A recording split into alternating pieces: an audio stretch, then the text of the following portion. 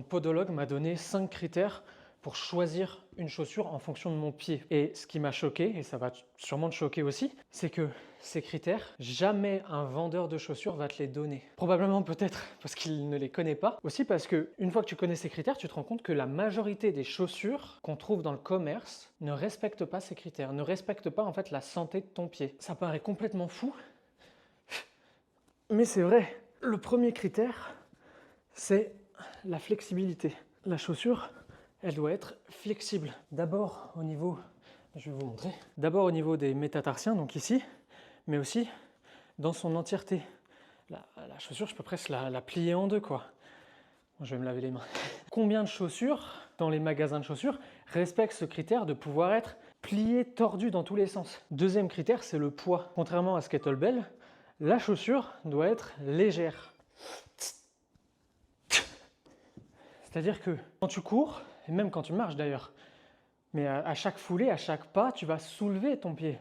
Donc quand tu cours, idéalement, tu vas monter à 180 pas par minute. Chaque gramme est exponentiel, chaque gramme a une importance monstrueuse. Troisième critère, c'est l'épaisseur de la semelle. En gros, tu veux être le plus proche d'une sensation pieds nus et donc le plus proche du sol possible.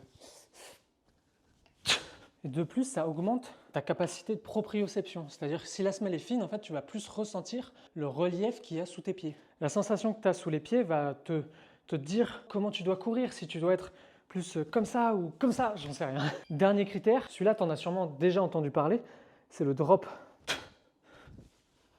Le drop, c'est la différence entre l'avant de ton pied au niveau du métatarse et ton talon.